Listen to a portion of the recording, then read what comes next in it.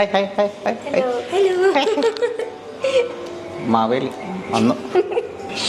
വല്ലപ്പോഴൊക്കെ ഇവിടേക്ക് വരണം കേട്ടോ. വരും. ഇനിയും വരും. വരും. ഹെയർ കളർ ആണ് എന്ന് പറഞ്ഞു അല്ലേ? എങ്ങനെ വേണ്ടേ? Brown shade. ബ്രൗൺ.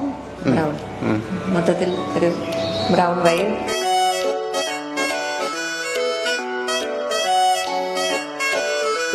അമ്മയോട് ചോദിച്ചോ?